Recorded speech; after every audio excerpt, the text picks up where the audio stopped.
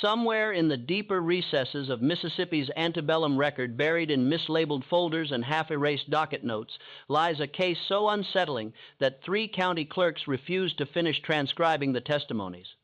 9 plantation owners, each a man of wealth, reputation, and civic standing, became subjects of the very practice they had imposed upon hundreds of enslaved people. Forced breeding, calculated, scheduled, and clinically recorded, was turned back upon them with chilling precision.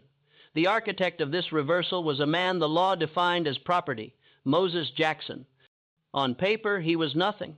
In reality, he possessed an intellect and long-range patience that allowed him to weaponize the machinery of slavery against the men who designed it. What remains in the archives, fragmented, redacted, and deliberately obscured, is not a legend of supernatural retribution. It is something far more disquieting, a disciplined psychological campaign executed by someone the legal system insisted was incapable of such thought. To understand how one enslaved man brought 9 masters to fear their own methods, we must first step into the world that shaped him.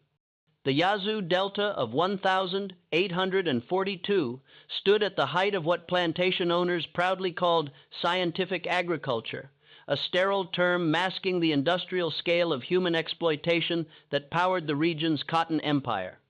Its rich alluvial soil could transform a newcomer into a magnate within a single season. On this land, 9 neighboring plantations formed an informal consortium. Their owners met monthly to discuss cotton prices, boll weevil infestations, and what they euphemistically termed stock management, the buying, selling, and calculated reproduction of enslaved people. These 9 men, Silas Rutledge, Bartholomew Crenshaw, Josiah Pryor, Nathaniel Pendergast, Cyrus Whitfield, Augustus Fairchild, Cornelius Vance, Thaddeus Beaumont, and Edmund Holsey, controlled between them over 2,000 acres and more than 400 human lives. They were not the whip-swinging caricatures preserved in popular imagination. Instead, they were educated, church-going, influential men who treated slavery as a finely tuned enterprise. Their children studied together at a private academy in Vicksburg. They served on the same civic boards. They attended the same charity galas. And what set their consortium apart, even among other slaveholders, was the cold, clinical exactness of their breeding program. While forced reproduction occurred throughout the South, these 9 men elevated it to a grotesque form of science. Their ledgers recorded not only births and deaths, but bloodlines, muscular development, literacy potential, and what they termed temperamental suitability. They loaned men and women among themselves strictly for reproductive purposes, reducing human relationships to charts, ratios, and projected yields as if they were breeding horses. Into this world, in the spring of 1823, came a woman named Esther. She arrived at Silas Rutledge's Willow Creek Plantation at the age of 23, quiet, observant, and carrying a dangerous secret. She could read. She hid this skill carefully. She was also 5 months pregnant. Her unborn child's father sold away weeks earlier, part of the common strategy of breaking family bonds before they could take root. Esther's arrival marked the beginning of a chain of events that 2 decades later would culminate in the downfall of 9 of the most powerful men in the Delta. And at the center of that storm was her son Moses Jackson, who learned early that in a world built upon cruelty, silence and patience could be lethal weapons. Esther gave birth to a boy in August of that year, and because Rutledge had recently acquired a valuable horse named Moses, he gave the child the same name, the way one might name 2 dogs from the same litter.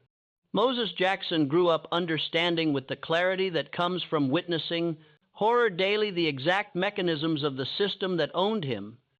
He watched as his mother was loaned out to Crenaw's plantation when he was 7, returning 3 months later with a haunted look that never quite left her eyes. He observed the quarterly meetings where the 9 owners would gather, usually at Rutledge's Manor House, discussing their human property over brandy and cigars, And he learned through careful observation and his mother's secret literacy lessons conducted by candlelight in their cabin to read not just words, but human nature itself. By the time Moses was 16, his intelligence had become impossible to hide completely. Ruttled, rather than seeing this as a threat, saw an opportunity. Smart slaves, if properly controlled, could be valuable. They could serve as drivers, overseeing other enslaved people, managing complex tasks that freed white overseers for other duties. Moses was assigned to work in the Plantation's record-keeping office, a small building near the main house, where ledgers tracked every aspect of the operation. It was here, copying columns of figures and names into fresh ledgers, that Moses saw the full scope of the breeding program. The clinical language made it no less horrifying. Productive pairing: Sarah, 23, to Augustus, 27, anticipated yield in 9 months, poor outcome. Julia, 19, miscarried, reassigned to fieldwork. The 9 owners traded enslaved people like playing cards, arranging unions based on nothing but projected genetic outcomes and economic value. Moses said nothing. He kept his face carefully neutral, his handwriting neat, his demeanor utterly subservient. But behind his eyes, something cold and patient was taking shape. The incident that would eventually lead to the reversal began not with Moses, but with his mother. In March of 1841, Esther was assigned to what the ledgers called breeding rotation with a man from Beaumont's plantation. She was 38 by then, considered past prime breeding age, but the consortium was experimenting with what they termed extended productive years. The man assigned to her, a field hand named Samuel, was barely 19. Esther refused. Refusal in this system was an impossibility the owners had not engineered into their calculations. The response was swift and public. Esther was whipped 30 lashes in the presence of all enslaved people on the Rutland plantation, a demonstration of what happened when property forgot its place. Moses, now 18, was forced to watch. The overseers made sure of it, holding his head so he couldn't look away. Esther survived the whipping, but something fundamental broke. 3 weeks later, she walked into the Yazoo River and didn't come back. The official record listed it as an accidental drowning. Moses, copying the death notation into the ledger in his perfect script, said nothing. His face remained placid. His hand didn't shake. But when Rutland glanced at him, checking for signs of grief that might interfere with work, something in Moses's eyes made the plantation owner uncomfortable enough to look away first. This should have been a warning. 4 months after his mother's death, Moses made a request that surprised everyone. He asked permission to marry.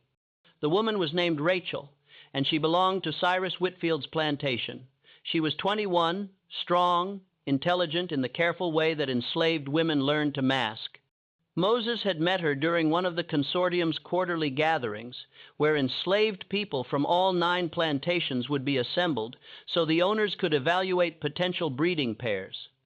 Rutland, pleased that his educated slave was showing initiative in the very system he served, granted permission. It fit perfectly with the consortium's plans. A union between 2 intelligent, strong individuals could produce valuable children. Papers were drawn up. Rachel was temporarily transferred to Willow Creek. A small ceremony was allowed. The kind of wedding enslaved people were permitted. No legal standing, but enough ritual to satisfy their supposed need for civilized behavior. What none of the 9 owners realized was that they had just granted Moses Jackson access to every plantation in their consortium, because now he had a wife who could be, and regularly was, loaned out for breeding purposes to the other estates. And because Moses had made himself so valuable in record keeping, he was often sent to update ledgers at the other plantations, carrying correspondence between the owners, delivering breeding schedules and assignment changes. For 2 years, Moses played his role perfectly. He was the model of what these men wanted to believe about slavery. An intelligent Negro who recognized the natural order, who served efficiently, who asked for nothing but the small privileges of a trusted servant. He learned the layout of every plantation. He memorized every schedule, every routine, every security measure. He identified which overseers drank, which ones gambled, which ones could be bribed, which ones visited the slave quarters at night for purposes they wouldn't admit to their wives. And he learned something else. The owners' greatest vulnerability was their absolute confidence in the system's permanence. They had built a structure so complete, so total in its control, that they couldn't imagine it being turned against them. The reversal began on a humid July night in 1843, when Bartholomew Crenshaw disappeared from his own bedroom. His wife found the empty bed at dawn, the sheets undisturbed. A massive search was organized. Every slave on every plantation was accounted for and questioned. Moses, who had been working late on ledgers at Rutledge's office, was briefly interviewed and dismissed. He'd been seen by multiple people throughout the night. Crenshaw was found 3 days later, 15 miles away, in an abandoned overseer's cabin on the edge of Vance's property. He was alive, unharmed physically, but profoundly shaken. His account, given in fragments to the local sheriff and his fellow consortium members, was nearly incomprehensible. He claimed to have been drugged. His evening brandy tasted slightly off. He remembered now and woke in the cabin, chained to a bed. What happened during those 3 days would only emerge later in pieces when the other owners began to disappear. The disappearances followed a pattern that became clear only in retrospect. Each of the 9 owners vanished from his own home, always at night, always with the same careful efficiency. Josiah Pryor disappeared exactly 2 weeks after Crenshaw returned. Then Nathaniel Pendergast, then Cyrus Whitfield. The intervals were irregular enough to prevent prediction, but regular enough to create mounting terror. The local authorities were baffled. These were not common kidnappings. No ransom demands arrived. No political motives could be identified. Each man was found after 3 to 5 days. Always in abandoned structures, on the edges of the consortium's properties. Always chained, always physically unharmed, but psychologically devastated. And each man refused initially to speak about what had happened during their captivity.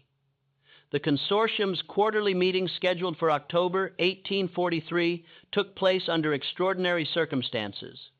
5 of the 9 owners had now experienced the abduction. Armed guards patrolled the grounds of Rutledge's manor house where they gathered. The remaining 4 men, Rutledge, Augustus Fairchild, Cornelius Vance, and Thaddeus Beaumont, demanded to know what their colleagues had endured. It was Pryor who finally broke the silence, his hands shaking as he accepted a glass of whiskey. What he described sent a chill through the room that had nothing to do with the autumn air outside. During his captivity, Pryor had been visited daily by a masked figure who never spoke, but who left documents, copies of the consortium's own breeding ledgers. But these copies had been annotated, transformed, where the original ledgers listed enslaved people by name, age, and breeding potential. These new versions listed the 9 owners themselves, complete with false but clinical details. Josiah Pryor, 48, strong constitution, demonstrated fertility, 6 legitimate children, suitable for breeding program. Recommended pairing schedule, daily rotation with females from target demographic. Goal: 100 conceptions over 24-month period. The specificity was what made it nightmarish. Each owner's ledger entry included details about their own families, their own children, their own physical characteristics, all described in the same dehumanizing language they had used for 2 decades to discuss enslaved people. The documents were professionally prepared, copied in perfect script, the kind of script Moses Jackson was known for. But Moses couldn't be responsible. He had alibis for every disappearance witnessed by multiple people. He'd been working in Rutledge's office during Crenshaw's abduction. He'd been at Beaumont's plantation, updating their quarterly records when Pryor vanished. The still investigations, such as they were, had cleared him immediately. After all, he was property. How could property orchestrate something this sophisticated? What the owners didn't yet understand was that Moses hadn't acted alone. He had spent 2 years building a network that the consortium's own structure made possible. The monthly breeding rotations, the loaning of enslaved people between plantations, the movement of servants and field hands for various tasks. All of this had allowed Moses to identify and carefully recruit others who shared his intelligence, his patience, and his hunger for something that transcended simple escape. There was Rachel, his wife, whose forced movements between plantations made her an invisible courier. There was Daniel, a blacksmith at Fairchild's plantation, who could forge chains and locks. There was Grace, a house servant at Vonk's estate, who had access to lordom from the medicine cabinet and knew which beverages each owner preferred. There was Isaac, A., driver at Pentagast Plantation, who could move freely at night under the pretext of checking on livestock. There were a dozen others, each playing a small role, each with perfect alibis, each invisible in the way that enslaved people were always invisible to their owners, present but not seen, human but not acknowledged. The abductions continued. Edmund Hawley disappeared in November. The pattern was becoming clear, though no less stoppable. Each owner would vanish, experience whatever happened during those days of captivity, and return changed, quieter, more nervous, checking over their shoulders constantly. What the community whispered about, what the newspapers in Vicksburg reported with carefully worded ambiguity, was not just the disappearances themselves, but the strange behavior of the victims afterward. Bartholomew Crenshaw, once known for his enthusiastic participation in the breeding program, suddenly ordered it halted on his plantation. He wouldn't explain why. When pressed by the other consortium members, he would only say, "You'll understand when it's your turn." The phrase, "when it's your turn," began to haunt the remaining owners, because it was becoming clear that this wasn't random violence or even revenge in the conventional sense. This was systematic. This was personal. This was building towards something. In December of 1843, during what would be the consortium's final quarterly meeting, Augustus Fairchild made a desperate proposal. They should free all their slaves immediately, dissolve the consortium, and leave Mississippi entirely. The other owners stared at him as if he'd lost his mind. Silas Rutledge, who hadn't yet been taken, laughed outright. "We own over 400 people worth a collective fortune," Rutledge said. "You want us to just give them away because someone's playing pranks on us?" "These aren't pranks," Fairchild replied, his voice tight. "What they're doing to us during those days, it's the program, our program. They're applying it to us." The room fell silent. Everyone present understood what he meant, but no one wanted to speak it aloud. Before anyone could respond, Moses Jackson entered. Carrying the updated ledgers from Fairchild's plantation, he moved with his characteristic quiet efficiency, placing the books on the table, nodding respectfully, beginning to leave. "Moses," Rutledge called out, stopping him, "you hear things moving between plantations as you do. Any word about who might be behind these incidents?" Moses turned, his face carefully blank. "No, sir, though I did hear something strange from one of Mr. Crenshaw's field hands." "What?" He said, "Mr. Crenshaw has been having nightmares, wakes up screaming about schedules and rotations." Moses paused as if uncertain whether to continue. "Begging your pardon, sir, but that's the same language in the breeding ledgers, isn't it? Schedules and rotations." The room went very cold. Moses had said nothing inappropriate, nothing that could be called insolent. He'd simply made an observation, the kind of observation an intelligent servant might make. But something in the way he stood there waiting for dismissal made every man in that room profoundly uncomfortable. "Get out," Rutledge said quietly. Moses left, but the seed was planted, because now they were all thinking about what Fairchild had hinted at, what Crenshaw's nightmares suggested. During those days of captivity, something was being done to these men, something that mirrored precisely the system they had created. The truth emerged in fragments over the following weeks as more owners were taken and returned, as their resistance to speaking about their experiences gradually crumbled under the weight of shared trauma. What they finally admitted first to each other, and then in carefully worded testimony that 3 county clerks refused to transcribe in full to the authorities was this: during their captivity, each owner was subjected to a precise reversal of the breeding program. They were visited daily by enslaved women from their own plantations or their colleagues' estates, women they had assigned to breeding rotations over the years. These women didn't harm them, they didn't need to. They simply arrived on schedule, as per the meticulous plans outlined in the annotated ledgers. The owners were chained, yes, but they were fed well, kept clean, treated with clinical efficiency, and each day they were presented with the same choice their enslaved people had faced for decades: comply with the breeding schedule or face consequences. The consequences were never specified. They didn't need to be. The psychological weight of being utterly powerless, of being treated as nothing more than biological machinery for someone else's purposes, was its own unbearable punishment. No actual breeding occurred. The women who visited made that clear through subtle communication. This wasn't about producing children. This was about teaching a lesson in the most intimate, devastating way possible, by making these men feel in their own bodies and minds what it meant to be reduced to reproductive potential, to have their humanity stripped away and replaced with function.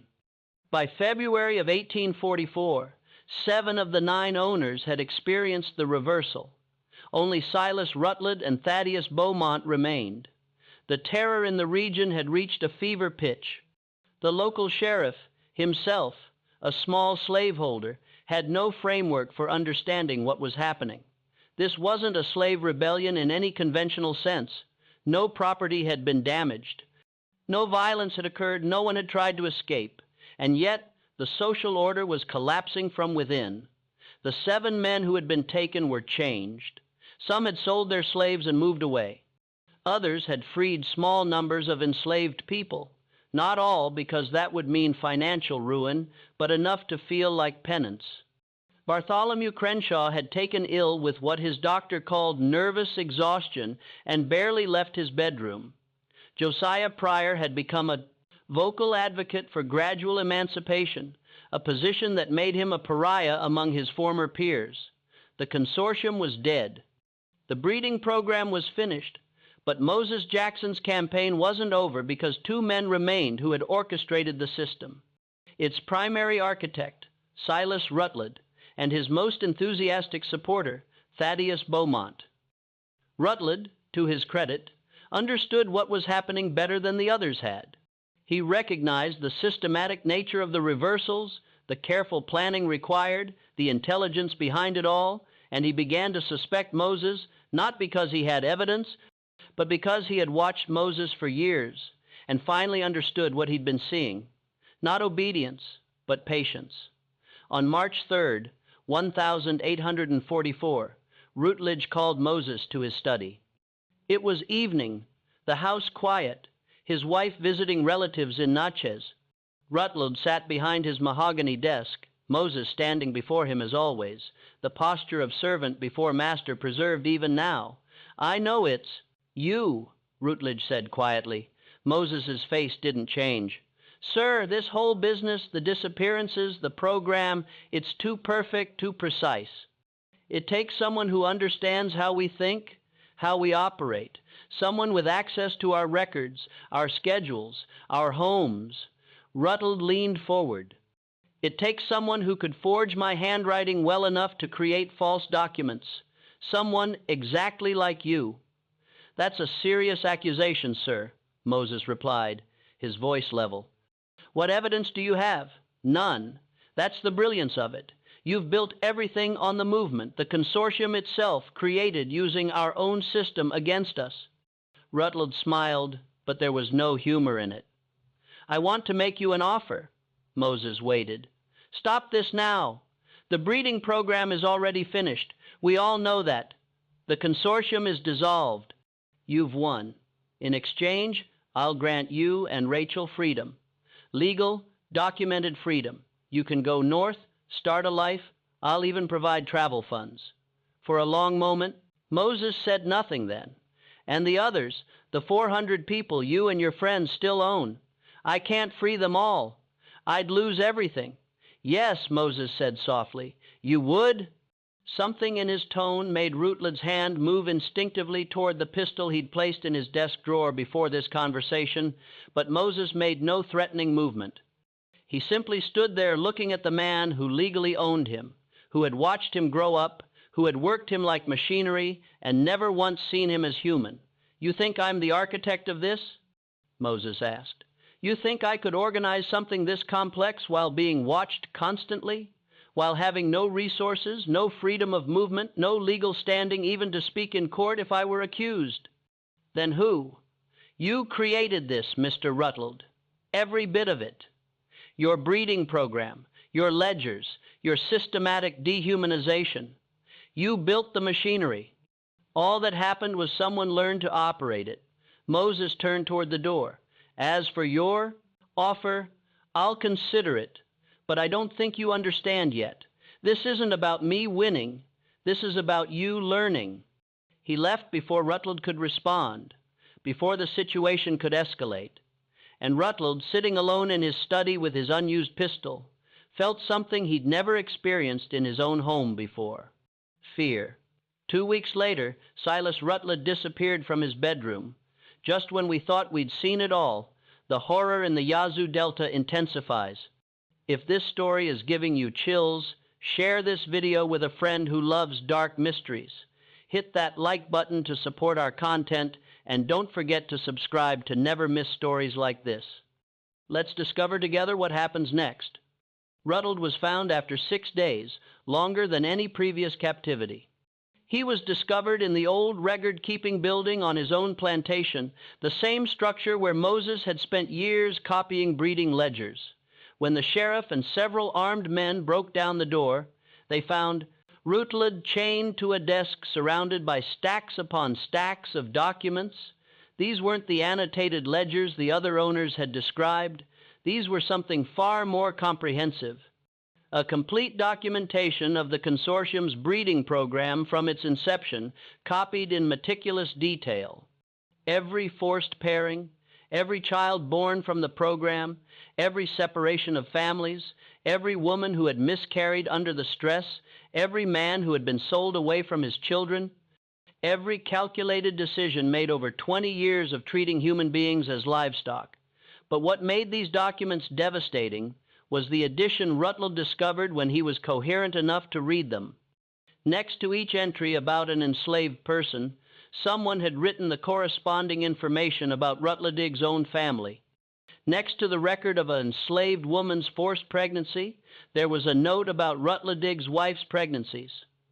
Next to the sale of an enslaved child, there was information about where Rutledge's own children went to school. The parallel was inescapable, horrifying. Here is what you did to others, and here is what it would feel like if it were done to you. The sheriff, a man named William Cortland, who had known Rutledge for 15 years, later testified in a private deposition that what disturbed him most wasn't Rutledge's physical condition. He was thin, dehydrated, but medically stable, but rather his mental state. Rutledge kept repeating phrases from the ledgers, mixing them with fragments of personal memories. Sarah, age 17, paired with Thomas, age 24. My daughter Elizabeth is 17 now. Productive outcome expected within 9 months. Elizabeth went to her first cotillion in December. The documents surrounding Rutledge included something else that would only be fully understood later. Detailed schedules showing which enslaved people had been assigned to visit him during his captivity. These schedules mimicked exactly the breeding rotation schedules Rutledge himself had designed, but instead of sexual encounters, the schedules indicated something else. Monday, March 4th, 2 p.m. Clarara, age 19, product of 1,825, pairing between Esther and Samuel, Reading Session Ledger, Volume 3, pages 4,752. Clarara was Moses Jackson's half-sister, born from one of the forced pairings his mother Esther had endured before her death. Reading those ledger pages to Rutledge meant reading aloud the clinical documentation of her own conception, the reduction of her parents to breeding stock, the calculation of her value based on her mother's previous productive outcomes. When Rutledge was finally able to speak coherently, 3 days after being found, he provided testimony to Sheriff Cortland that painted a picture of systematic psychological dismantling. The first day of his captivity, he said, he had been left alone with the documents, forced to read his own handwriting, documenting 20 years of human trafficking and forced reproduction. The clinical language he had used, language he had been proud of for its efficiency and clarity, became unbearable when he was forced to read it slowly, carefully, understanding for the first time what each entry actually meant. The second day, the visits began. Young men and women, all born from the consortium's breeding program, came in shifts. They didn't speak to him directly. They simply sat across the desk from him the way he had sat across from buyers when selling their parents or siblings, and they read from the ledgers. They read about their own origins, their family's destruction, their systematic production as if they were crops or livestock. And after each reading, they would simply look at him, their faces carefully neutral, letting him see them as people rather than property. One visitor was a young man named Benjamin, 22 years old, who had been born from a pairing between a woman from Rutledge's Plantation and a man from Krenner's. Benjamin's mother had died in childbirth with her fourth forced pregnancy. His father had been sold to a Louisiana plantation when Benjamin was 6 to prevent attachment that might make him less compliant. Benjamin read these facts from the ledger in a steady voice, then asked Rutledge a single question. "Can you remember what my mother looked like?" Rutledge couldn't. He remembered her designation in the ledger: productive female, strong constitution, good temperament, but he couldn't recall her face, her voice, anything that would identify her as a specific human being rather than an asset. This inability haunted him more than anything else during his captivity. The third and fourth days brought more visitors, each with their own ledger entries, each representing a life reduced to data points in Rutledge's meticulous records. A woman named Margaret, who had been separated from her 3 children, sold to different plantations to prevent unproductive emotional attachments. A man named Joshua, who had been bred specifically for physical strength, paired 5 times, with different women, his children scattered across 3 states, none of which he'd been allowed to know or raise. By the 5th day, Rutledge was no longer reading the ledgers. He was writing. Someone had left him fresh paper and ink, and he found himself compulsively documenting his own experience, using the same clinical language he had once used for enslaved people.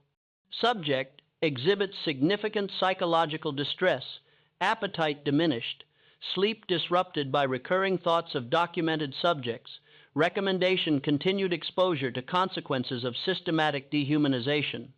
This self-documentation, found later among the papers surrounding him, revealed the depth of his psychological collapse.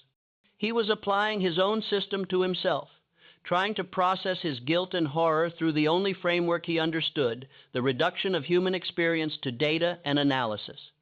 The 6th day brought the final visitor, a woman in her 62nds who introduced herself only as Hannah.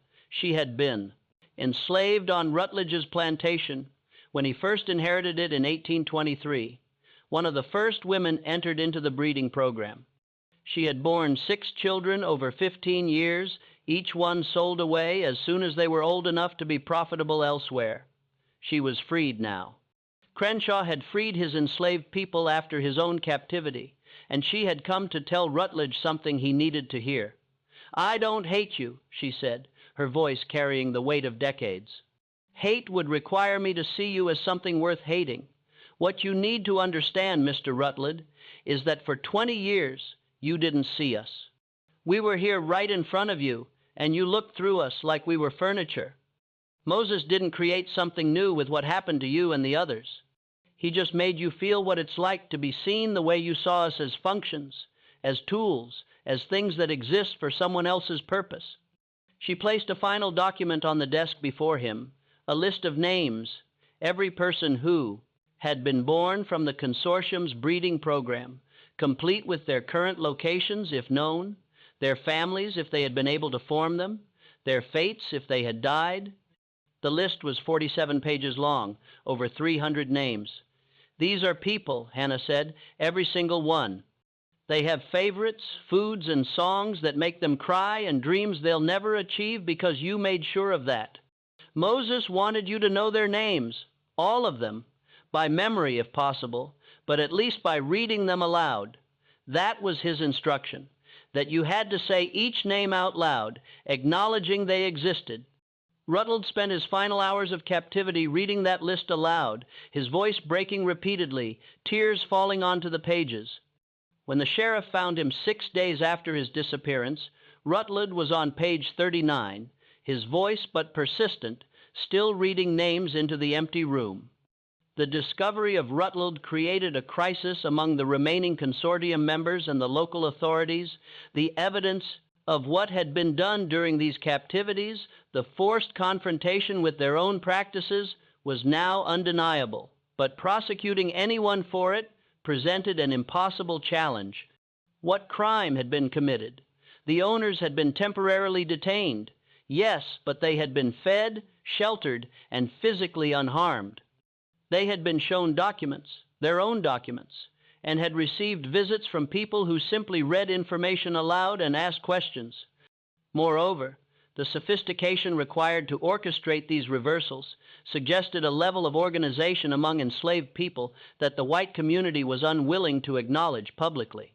To prosecute would mean admitting that enslaved people were capable of complex planning, of maintaining absolute secrecy across multiple plantations, of outwitting their masters so completely that no evidence of conspiracy could be found.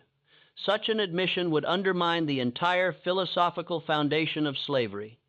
Thaddeus Beaumont disappeared 5 days after Rutledge was found. His captivity lasted only 4 days, but those 4 days were reportedly the most intense of all the reversals. Beaumont had been the consortium member most enthusiastic about what he called the scientific approach to breeding. He had pushed for more detailed record keeping, more systematic pairing based on physical and mental characteristics, more aggressive separation of families to prevent emotional complications. When Beaumont was found chained in an abandoned tobacco barn on the edge of his own property, he was surrounded not by documents but by tools. The whips, chains, and branding irons used to maintain discipline on the plantations. These tools hadn't been used on him. They were simply arranged around him, along with ledgers documenting every punishment inflicted on enslaved people across the 9 plantations over 2 decades. The implication was clear. Here are the instruments of control you relied upon, and here is the documentation of how you used them. Beaumont's visitors during his captivity had included people who bore the scars of those instruments. They showed him healed whip marks, brands that identified them as property, missing fingers from accidents that were really punishments. They didn't accuse him or curse him. They simply showed him what the system had cost in human flesh and asked him to calculate whether the profits had been worth it. The question broke him. Beaumont had always justified the consortium's practices through economic arguments. Slavery was necessary for regional prosperity. The breeding program was essential for maintaining labor forces. Discipline was required for efficiency. But when forced to look at the actual human cost itemized and displayed before him, his economic justifications crumbled. He could calculate profit margins and crop yields with extraordinary precision, but he had never learned to calculate the value of a person's dignity, a child's need for their parent, a woman's autonomy over her own body. After his release, Beaumont began the process of freeing his enslaved people, though he did so more strategically than Rutledge. He sold portions of his land to finance their transition to freedom, negotiated work contracts that gave them equity in the plantation's production, and established a fund to help relocated families reconnect with members who had been sold away. His transformation was slower than Rutledge's dramatic collapse, but ultimately more practical. By 1847, everyone who had been enslaved on his plantation was legally free, and several had become landowners themselves through Beaumont-sponsored purchases. The aftermath of the reversal spread like ripples across the Yazoo Delta and beyond. The immediate impact was the complete dissolution of the consortium. By the summer of 1844, the quarterly meetings had stopped.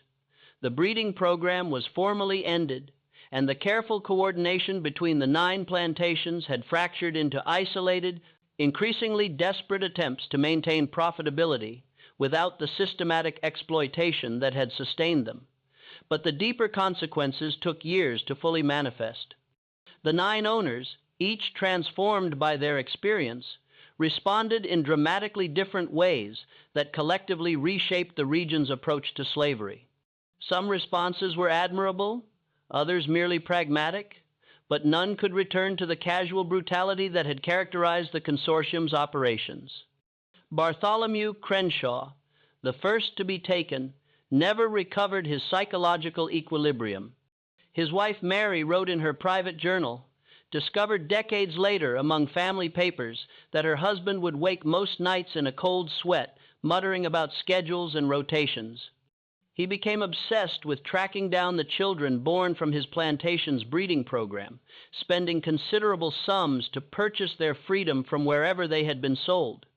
By the time of his death in 1851, he had freed or purchased the freedom of 63 people directly connected to his former breeding operations. His fellow slaveholders considered him mad. His freed beneficiaries considered him desperate for redemption he could never actually achieve. Josiah Pryor took a different path. His experience during captivity, being forced to read documentation of families he had deliberately separated, led him to become an advocate for what he called ameliorated slavery, a gradual system of reform that would eventually phase out the institution entirely. He wrote letters to newspapers, spoke at civic meetings, and proposed legislation that would have limited the separation of families and required formal education for enslaved children. His ideas were too radical for Mississippi in the 1842nd, and he was eventually forced to move to Maryland, where more moderate reform movements were gaining traction. His advocacy achieved little tangible success, but his writings became sources for later abolitionists who could point to a former slave owner acknowledging the system's fundamental cruelty. Nathaniel Pendergast responded with denial and deflection. He freed a token number of enslaved people, enough to claim he had been moved by conscience, but maintained his labor force through increasingly elaborate legal arrangements that were slavery in all but name. He rented enslaved people from other owners, paid minimal wages while charging inflated prices for food and shelter provided on his plantation, and created debt arrangements that trapped nominally free black workers in permanent servitude. He died in 1859, still wealthy, still convinced he had done nothing truly wrong.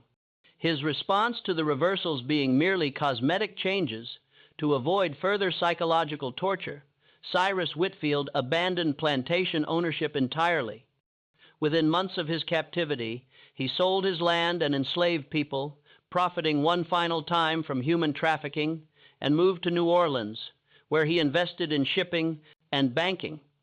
He never spoke publicly about what happened to him during those days of captivity, but his business papers reveal an obsessive avoidance of any venture connected to plantation agriculture. He became wealthy again, through entirely different means, perhaps believing that distance and different industries could absolve him of his past. His former enslaved people, sold in bulk to a Louisiana plantation owner notorious for brutality, likely viewed his escape as one final betrayal. Augustus Fairchild, the man who had first proposed dissolving the consortium, struggled with practical implementation of his moral awakening. He wanted to free his enslaved people, but genuinely feared the financial ruin it would bring to his family. His solution was a gradual emancipation plan that freed people in cohorts over 5 years, with freed individuals receiving small plots of land carved from his property. By 1849, everyone was legally free, though many remained on his reduced plantation as paid laborers. The economic realities of the antebellum South, offering few better options. Fairchild died in 1856, still paying off debts from his gradual emancipation. His obituary noting him as both a man of conscience and a cautionary tale of impractical philanthropy, Cornelius Vance's response was perhaps the most coldly calculated. He freed his enslaved people in 1844, but structured their freedom with contracts that essentially indentured them to his plantation for 7 years in exchange for wages paid at the contract's conclusion. Most of his former enslaved people, having no resources and facing legal restrictions on their movement as free black people in Mississippi, had no choice but to accept. Vance maintained his plantation's productivity while technically complying with his moral obligation, demonstrating how the language of freedom could be manipulated to preserve exploitation. When the 7-year contracts expired in 1851, many of the freed people discovered the promised wages had been consumed by calculated debts for housing and food. Vance considered this good business. His former slaves considered it proof that legal freedom meant little without economic power. Edmund Halsey took the most extreme position. After his captivity, he became a fervent convert to immediate abolitionism, freeing all his enslaved people without conditions and dedicating his remaining resources to supporting their relocation to free states. He sold his plantation for a fraction of its value to fund transportation and settlement costs for over 90 people. By 1846, he was bankrupt and living in a modest house in Vicksburg, working as a clerk, the kind of job usually reserved for men without property or prospects. His former peers shunned him. His family was humiliated by their reduced circumstances. But letters from the people he had freed, sent from Ohio and Indiana and Illinois, expressed a gratitude that seemed to sustain him. He died in 1862, poor but apparently at peace. One of the very few former slave owners who chose complete rather than convenient redemption, Silas Rutledge's response was the most dramatic and, in its way, the most devastating to his former standing. His immediate freeing of all enslaved people on his plantation in March 1844 shocked the region. His subsequent actions, using his remaining resources to trace and purchase the freedom of people who had been sold away from his plantation over the years, bankrupted him completely.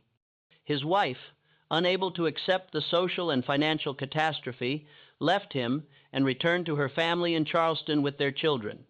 But Rutledge went further. In 1845, he began testifying in legal proceedings as a witness in cases involving enslaved people, as an expert in cases about plantation practices, as a reluctant source for abolitionists gathering evidence about the slave system's operations.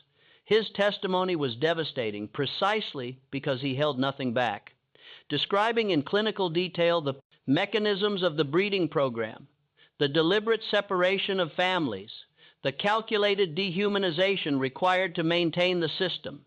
These testimonies made him a pariah. Former friends crossed the street to avoid him. He received threatening letters. Someone burned down the small house he had moved to after selling his plantation.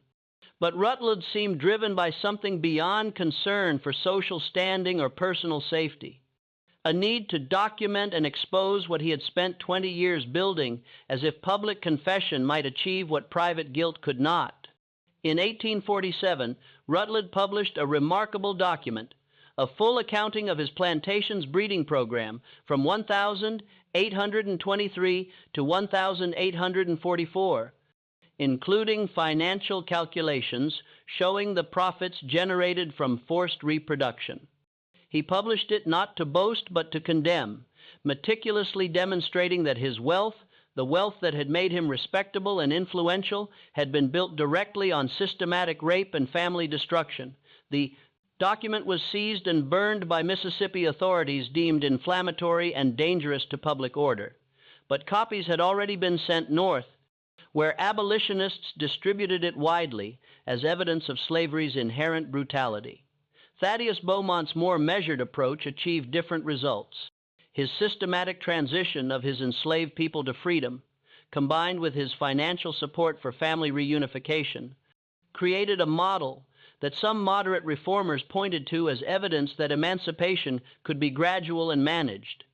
Beaumont himself never advocated for abolition beyond his own plantation, but his example, however limited and however motivated by personal guilt rather than political principle, demonstrated that ending the breeding program and freeing enslaved people didn't inevitably lead to economic collapse. The 9 plantations, once the most profitable in the region, experienced varied fates.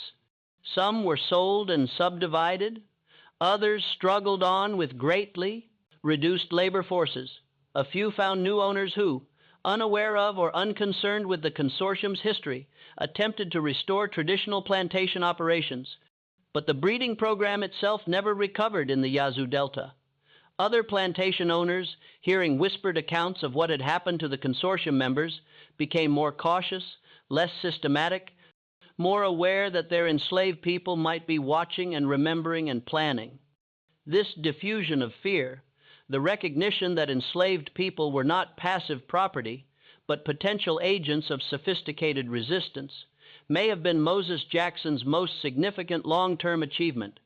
He had demonstrated that the system's weaknesses were exploitable, that intelligence and patience could accomplish what violence could not, that those who were systematically dehumanized could prove themselves more strategically sophisticated than their oppressors. Moses Jackson himself remained at what had been Rutledge's plantation through the summer of 1844. A curious position given that he had been freed. He organized the transition, helping the newly freed people navigate the complicated legal and economic realities of freedom in a slave state. He negotiated work contracts with nearby landowners who still needed labor. He established a school in one of the former slave cabins, teaching literacy and basic mathematics to children and adults who had been deliberately kept ignorant. He created networks to help people locate family members who had been sold away, using his knowledge of the consortium's records to trace where people had been sent. This organizing work was perhaps more remarkable than the reversals themselves. Moses could have left immediately after gaining freedom, fled north to safety like thousands of others escaping slavery. Instead, he stayed for months in the very region where he could be re-enslaved if legal technicalities were challenged, where his life was certainly in danger from those who, too, suspected his role in the consortium's collapse. He stayed because the reversals had never been about personal revenge. They had been about creating space for something new, and that required more than just breaking the old system. Rachel worked beside him during these months, organizing the women who had suffered most directly from the breeding program, helping them understand that freedom meant reclaiming authority over their own bodies, their own reproductive choices. She taught them about herbal contraceptives and abortations that could give them control plantation owners had denied. She helped arrange marriages, real marriages, with legal standing where possible, or at least ceremonies with community recognition between people who wanted to formalize relationships that slavery had rendered meaningless. Together, Moses and Rachel created what might be understood as a template for Reconstruction before Reconstruction existed, a systematic attempt to help people transition from being property to being free, addressing not just legal status, but the practical, psychological, and economic challenges that freedom entailed. They weren't entirely successful. The obstacles were too great, the resources too limited, the hostility of the surrounding white community too intense. But they tried, and some of what they built lasted. In July of 1844, Moses and Rachel finally left Mississippi.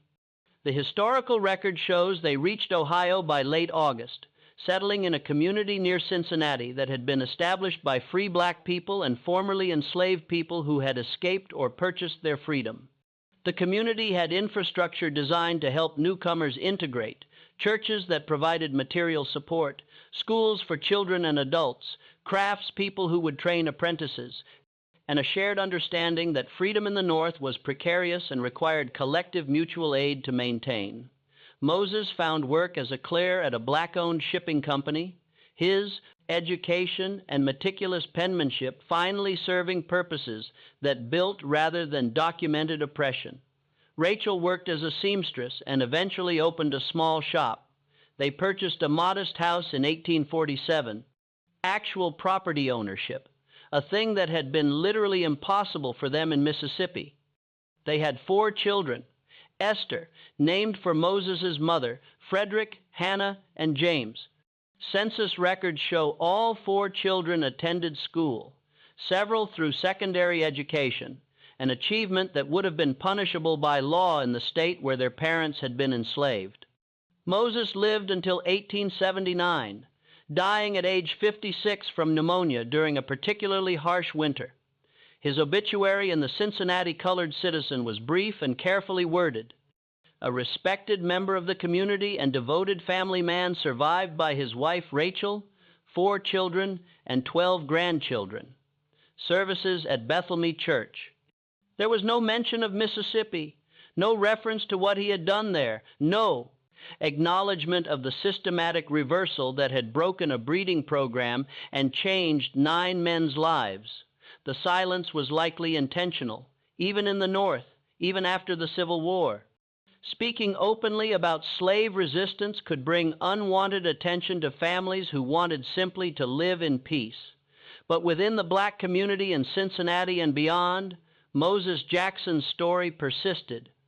It was told in fragments, often disguised as fiction or attributed to unnamed sources, passed along in churches and social gatherings, and whispered conversations between people who understood what it meant to have someone like them prove capable of strategic resistance on that scale. The story changed in the telling, accumulated embellishments, sometimes merged with other tales of resistance, but the core remained. A slave had used intelligence, patience, and the master's own systems to make them feel what they had inflicted on others. The impact rippled through generations in unexpected ways.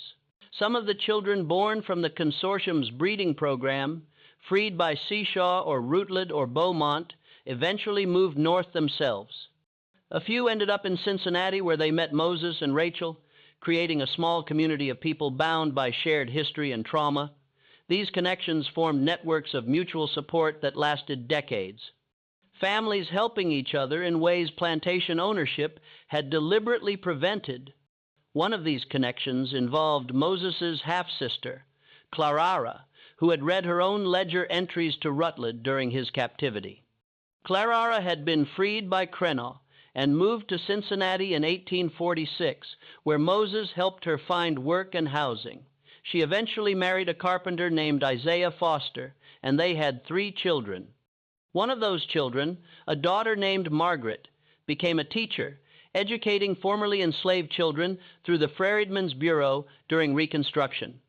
Margaret Foster's diaries, preserved by her descendants, include a brief mention of her uncle Moses, a quiet man who carried great weight behind his eyes, who taught us that intelligence could be a weapon sharper than any blade. Back in Mississippi, the consortium's collapse had lasting effects that extended beyond the 9 plantations. The breeding program's systematic approach had been unusual even among slaveholders, but its existence had normalized certain practices: detailed record keeping, clinical language about human reproduction, coordinated breeding schedules between plantations. After the reversals, these practices became less common, or at least less openly discussed. Plantation owners became more cautious, more aware that documentation could be used against them, more conscious that enslaved people were paying attention in ways they had previously dismissed as impossible. This shift, minor as it might seem, represented a crack in the psychological foundation of slavery. The system had always depended on the fiction that enslaved people were content with their condition, that they lacked the capacity for complex thought or planning, that they accepted their status as natural and inevitable. Moses Jackson and those who worked with him had shattered that fiction so completely that even slaveholders who wanted to believe it found themselves hesitating, second-guessing, looking over their shoulders. The broader historical impact remains difficult to quantify. The reversals weren't a slave rebellion that sparked immediate emancipation or inspired widespread uprisings. They affected 9 men and their immediate circle, a tiny fraction of the slave-owning population. But the story spread through underground networks, reaching enslaved people across the South who drew hope and strategic lessons from it. It demonstrated that resistance didn't require violence or martyrdom, that intelligence and patience could achieve systematic change, that the master's own tools could be turned against them. Some historians have argued that the Mississippi reversals influenced later resistance strategies. The way enslaved people used literacy as a weapon, the careful documentation that made their oppressors confront their own actions, the psychological rather than physical nature of the confrontation. These elements appeared in other contexts as the antebellum period progressed. Whether Moses Jackson directly inspired these later actions or whether he tapped into strategies that were already emerging across the enslaved community remains unclear. What is certain is this: Moses Jackson proved that resistance did not always require open revolt. It could be quiet, methodical, and devastatingly effective. His strategy didn't simply help individuals slip beyond the reach of slavery, it revealed the weaknesses within the system itself, fractures that even the most powerful planters could not ignore. When the Confederacy collapsed and Union forces moved through Mississippi in 1863, the broader sweep of the Civil War swallowed countless personal stories of defiance. Several of the plantations once belonging to the consortium were seized, briefly redistributed to formerly enslaved families. But those gains, like so many others, were clawed back during Reconstruction's bitter retreat. What remained of the consortium's records, already sparse and intentionally obscured, became even more scattered amid the war's upheaval. Some families burned their documents out of shame. Others lost them to fire, flight, or the simple disorganization of defeat. Yet not everything disappeared. Over the next several decades, pieces surfaced in attics, estate auctions, courthouse basements, and local historical collections.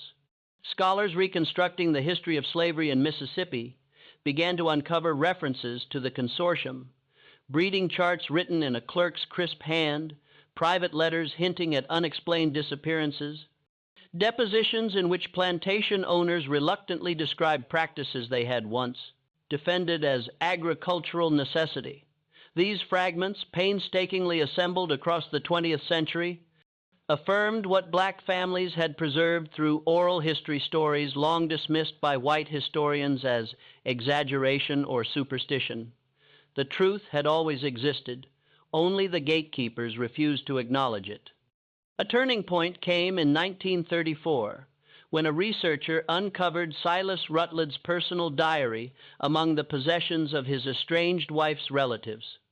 Rutledge had kept the journal fitfully from 1844 until his death in 1852. What he recorded was not the confidence of a man convinced of his own authority, but the unraveling of someone who could no longer shield himself from what he had done. He wrote of dreams in which he sat manacled at his desk while an unseen voice recited names from his ledgers, names he once treated as property, now echoing like accusations.